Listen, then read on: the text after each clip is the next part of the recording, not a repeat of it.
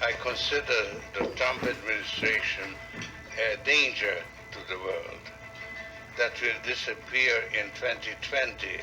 What if I told you that Bill Gates, Greta Thunberg, Al Gore, George Soros, Prince Charles, and Cardinal Turkson were meeting in the mountains to plot a global new order to be established on the back of the COVID pandemic?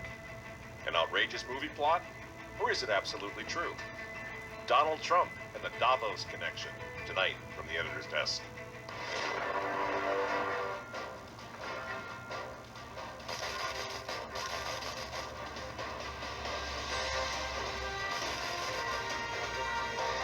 Hello again, ladies and gentlemen. Michael Matt coming to you once again from the offices of the Remnant newspaper.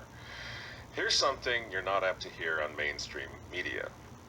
Of the 18 million people in the world who've been infected with the coronavirus, 10.6 million have recovered. This is according to the latest figures from Johns Hopkins University.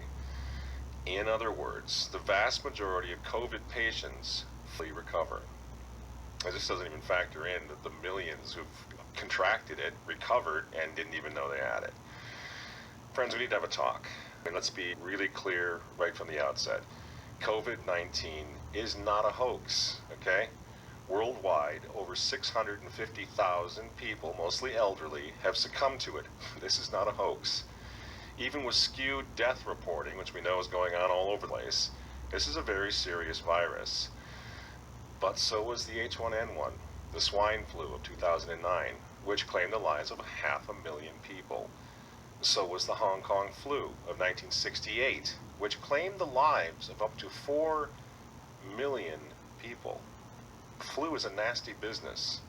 Now, do you remember these previous epidemics, pandemics? Probably not. Why? Because the media didn't freak us out over those. The country wasn't shut down. Healthy people were not quarantined. Schools weren't closed. Church services weren't canceled. Why not? Because COVID is a thoroughly politicized virus. And we're getting conflicting recommendations from the experts that get just a little more absurd every week. Doctor, your colleague, Dr. Fauci, has suggested recently that goggles would work even better, or in addition to. You're talking about masks. People have come around to the reality of that. Are we going to look at more demands based on what Dr. Fauci has said? Well, I've seen really great face shields, and I've seen them around the country. You know, I've been out to 14 states. The administration sent me out, and I've gotten to see a lot of exciting face masks out there, and face masks that come from the bottom up. And I think that's really, people, the American people are innovative. Those are actually pretty easy and straightforward to make. Many universities and those who have printers are making face shields now. So these 3D printers can really increase that production, and I think others are making them, and they can be decorated. So, Dr. Well, no one's really interested in decorations. I want to know whether face shields or goggles is something we're going to hear next. This isn't even funny. I'm so glad to see the guys from Fox over there are openly mocking this woman. I mean, people are losing their jobs. They're losing their homes. They're losing their mental health over this. Their kids aren't going back to school. They can't go to church. And this delusional woman with the scarves thinks that we're going to get a kick out of decorating our face shields? This is day 170, I think, of the 15 days to slow the spread, Dr. Birx. Do you have any idea of what the hell you're talking about? Because it changes all the time. No wonder nobody takes these people seriously anymore. And so here's the thing, friends. We need to get very serious about it. We need to have a serious conversation about it. Here at The Remnant, we've been saying since March, since the outset of this thing, that it's not the virus that we're questioning. I don't want to get the virus. I know you don't. I know some of you have lost loved ones or friends or whatever from the virus. I've known quite a few folks now who've gotten it. I don't know anyone who died. Everyone who I know, thanks be to God, has recovered. But it was never the virus that's the problem. It's the political exploitation of the pandemic, the COVID pandemic, that really, really must give all of us now serious cause for concern about the future. They're not playing games here. This isn't going anywhere. This isn't going away. And don't take my word for it. I wouldn't expect you to do that anyway. Let's talk about Davos, Switzerland. Here's where the leaders of the world are admitting exactly what I'm saying, that this is a Trojan horse. Now in Davos, they call it the Great Reset, and it's scheduled now to kick off in January 2021.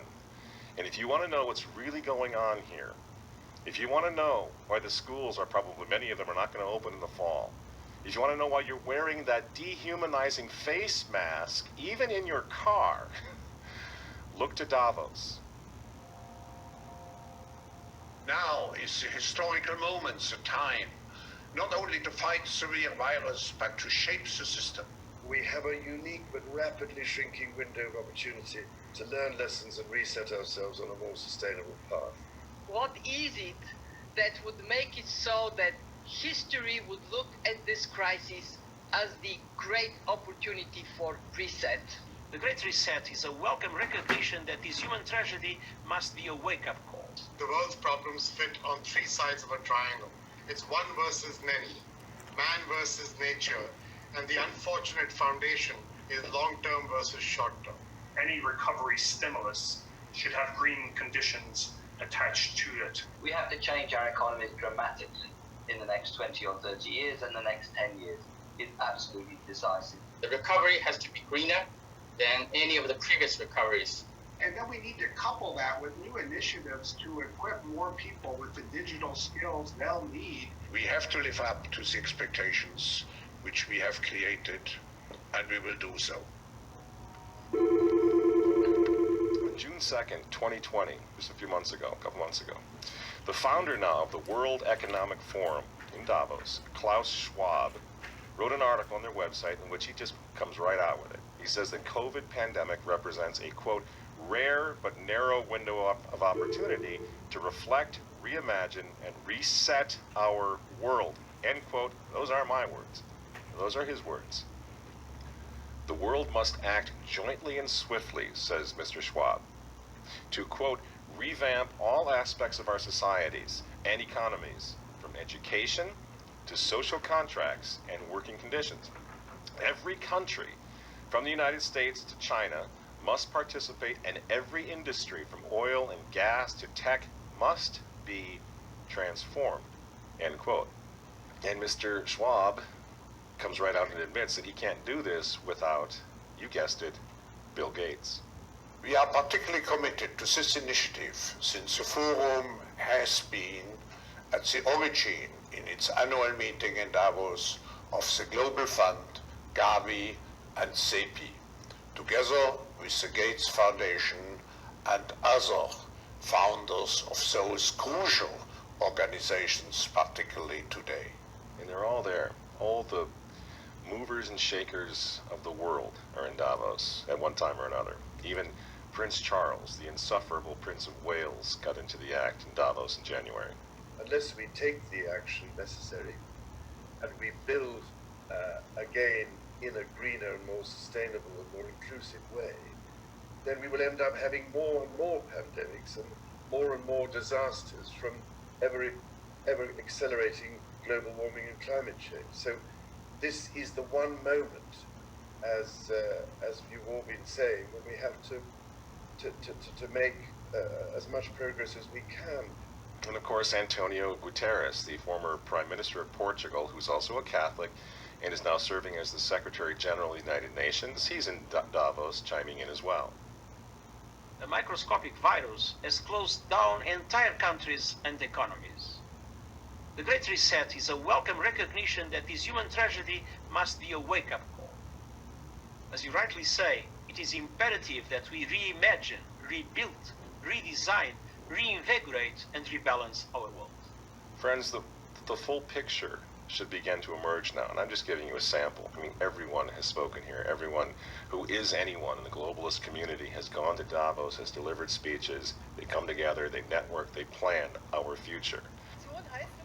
This transformation essentially means that the whole way that we do business, that we live, and that we have grown accustomed to in the industrial age will have to be changed. We will have to leave that behind us in the next 30 years to go. This COVID thing is their golden opportunity, and they certainly don't want Trump or anyone else to fix the problem, certainly not prematurely. And this is what the war on hydroxychloroquine is all about. I mean, think about this. Why? You mentioned hydroxychloroquine and you get taken off Facebook, you get taken down from YouTube. Why? This thing's been going for 60 years. People use it all the time. Well, if you use it, you might have a heart attack, so we got to condemn that. Then why are they doing this? This is a therapeutic that works for a lot of people. Doctors all over the place are using it right now, but they don't want it. Why? Why? Because it's not a vaccine. Because it might fix the problem. This is why those frontline doctors in the white coats, that's why they were banned from social media. Many of them are now losing their jobs. They were frontline heroes. And all they did wrong was come out and talk about fixing the thing now. Not waiting 18 months. You're not waiting for a vaccine. But how they're fixing and healing people right now. Doesn't that make you just a little suspicious? Because, see, the problem is these frontline doctors in the white coats, if they're right, and COVID can be cured without 7 billion doses of Bill Gates' vaccine, well, the Great Reset that they keep talking about in Davos, Switzerland, the Great Reset will be dead on arrival. And all of us will go back to life as we knew it. This is why the 2021 Davos Summit now, 2021, it's coming right up after Christmas, the Davos Summit. And the Great Reset, they need President Joe the Catholic Biden to hand us, the United States, over to them if he wins this election. This is why they're trying so hard to take Donald Trump down.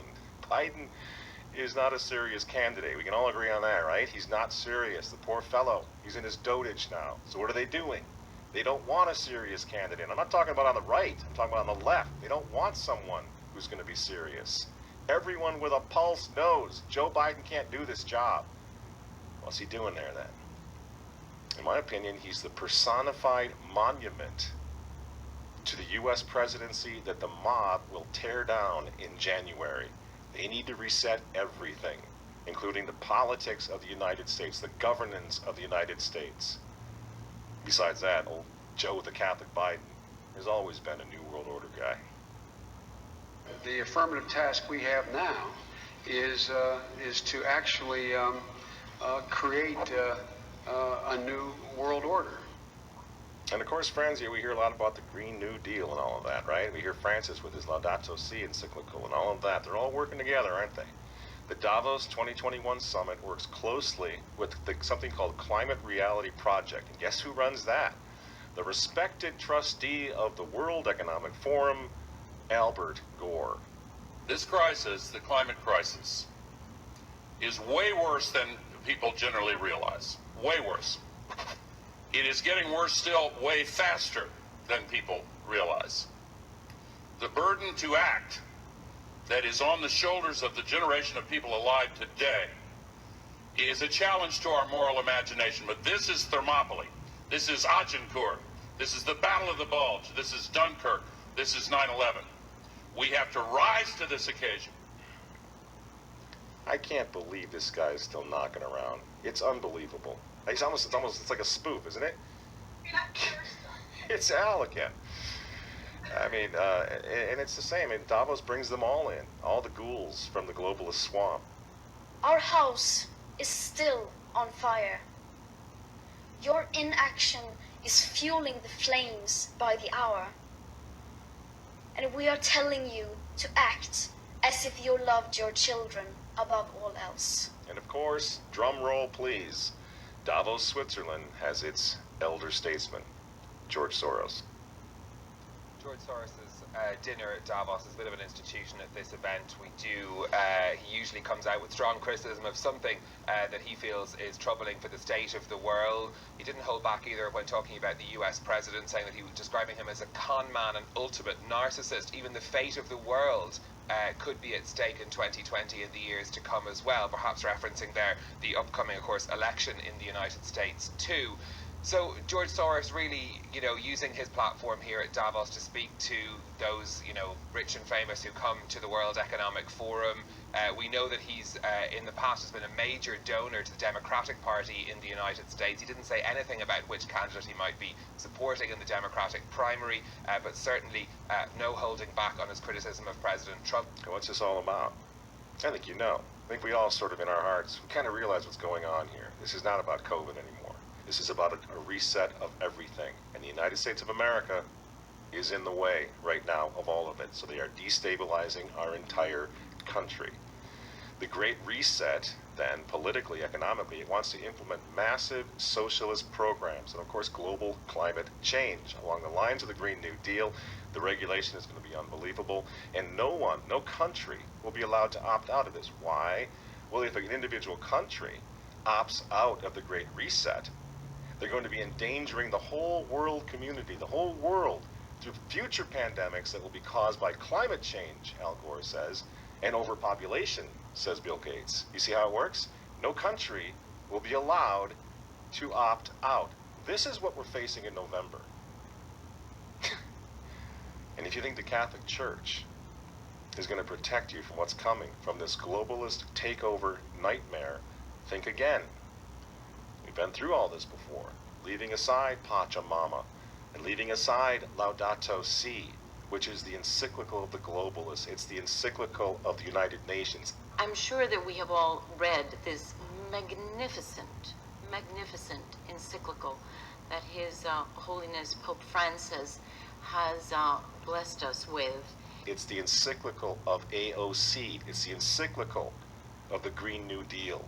Leaving that aside, Francis has already announced the global economic reset of his own last year. I don't know what makes this man think that he's an economist. I don't know where he learned all of this down in Argentina, but he's an amazing guy. He knows everything but theology. You ever notice that? He already announced his coming global economic reset. He calls it, in his humility, the Economy Francesco.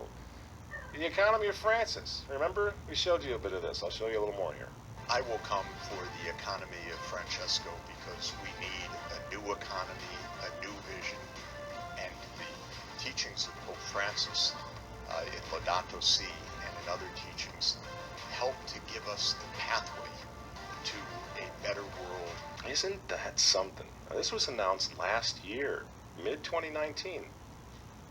It's almost as if Francis knew that the COVID pandemic and the resulting economic collapse were coming. I wonder how he knew that. Isn't that weird? That he was already calling for an economic reset? Well, poor Francis, he couldn't make it out to Davos back in January when the big party happened. But he did send his representative, the globalist cardinal, Peter Turkson, in his place. Ladies and gentlemen, I'm pleased to welcome His Eminence Cardinal Turkson, Prefect of the Dicastery for Promoting Integral Human Development of the Vatican City-State, with a special message from His Holiness Pope Francis. Your Eminence, it is a pleasure to welcome you back to Davos. The stage is yours. This is to Professor Klaus Schwab, Executive Chairman of the World Economic Forum.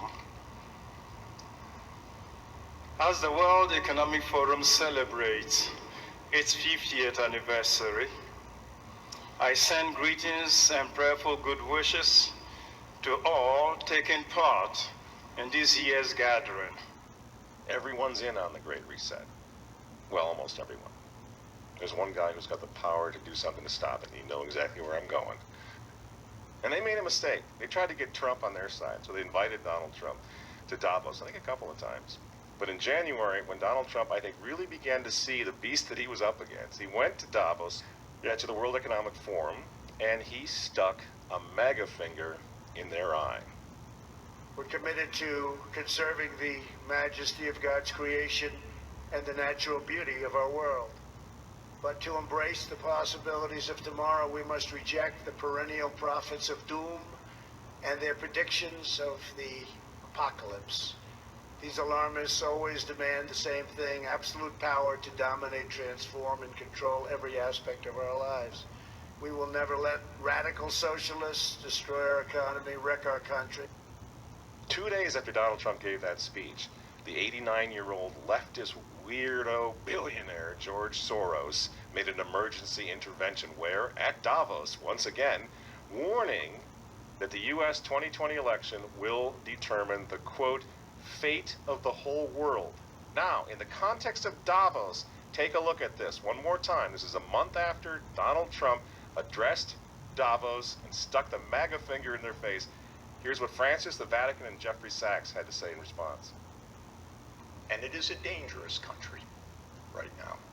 it will be absolutely dangerous if Trump wins re-election. Trump wins re-election. Trump wins re-election. Francis invited this guy to the Amazon Synod as an honored guest and advisor. He's also Bernie Sanders' advisor. What's he doing in the Vatican? Why is this guy who is a promoter for socialist, out and out socialist, Bernie Sanders, what's he doing advising the Pope? Why does he have entree to the Vatican, friends? Sachs supports abortion and contraception, but that's not a problem for the Vatican. For the Vatican, for Pope Francis, and for his friends at the UN, Donald Trump is the problem, obviously, friends. Clearly, I consider the Trump administration a danger to the world, but I regard it as a purely temporary phenomenon that will disappear in 2020. Do you get it? Do you see why there's so much hate for Trump? Because with all of his faults, again, he's the capitalist. He's not the globalist. He never will be one of them, which is why he pulled the United States out of the Paris Climate Agreement. Donald Trump pulled the United States out of the World Health Organization. That's Bill Gates and company. And now he's threatening to pull the United States out of the World Trade Organization. People say, yeah, well, Donald Trump got married twice. He's a bad guy. Really? He's right in the face of the demons on this, friends. Nobody ever said he was a saint. He's knocking the sacred cows of the United Nations down all over the world right now. The General Assembly routinely votes 185 against the United States on almost everything right now. And you remember, speaking of the United Nations, in November of 2019, again, right before COVID landed, Trump went to the UN, on the floor of the General Assembly, and he declared war on globalism. Wise leaders always put the good of their own people and their own country first. The future does not belong to globalists. The future belongs to patriots. And shortly after the speech at the UN, Donald Trump delivered, what do you think happened? The coronavirus was unleashed on the world, and Trump's booming U.S. economy went on life support. Do you think that was an accident? So when they tell you, when they tell all of us to stay home, wear your mask so grandma doesn't get sick, please understand what's really going on here. They don't care about your grandmother. They don't care about old people, these people. They don't care about babies. They want them aborted so that they can save the common home. Abort babies, millions of them all over the world. They don't care about babies. They don't care about old people. In fact, if you want to save your grandma, tell the globalists to stay the hell away from her. You remember how some of them, like Cuomo and characters like this, were running COVID recovering patients through nursing homes? That's how much they care about grandma. And the name of the game now is to bring the United States economy to its knees, get it out of the way, so that everyone will want the Great Reset. Make the new normal so intolerably abnormal that even you and I, maybe, at some point in the near future, will be begging for the vaccines because we'll be driven crazy by that point. Begging for whatever else is going to keep us safe according to our jailers and our handlers and our zookeepers. You see? That's what they want. That's why they keep using this term, new normal. You know what we do to fight back? Go to work. Go back to school. If you're healthy, take off the mask. And for heaven's sake, go back to church and pray that Trump wins in November. That's what the reset was on. That's what the Russia hoax was all about. That's what the impeachment hoax was all about. Don't you see? For 4 years, I've been trying to stop this man because if he strengthens America, if he makes it great again, if he brings the economy back again, the reset won't happen. The New World Order is going to be set way back. Who knows when they're going to have another COVID opportunity like this one again, and they know it. So ask yourselves why they hate this man. These folks, these men, they hate God. They hate the unborn. They hate the traditional family. They hate you. And they hate Donald Trump, whose political opponents, by the way, right now are knocking statues of saints to the ground. They're beating up cops, and they're burning flags. You say you don't like Trump? Sorry, friends, but who cares? That doesn't really matter anymore. What you think of Trump's personality or his tweets, look at the big picture. The choice is simple, friends. stand with America right now, or fall with the New World Order in the not-so-distant future. There's no other choice.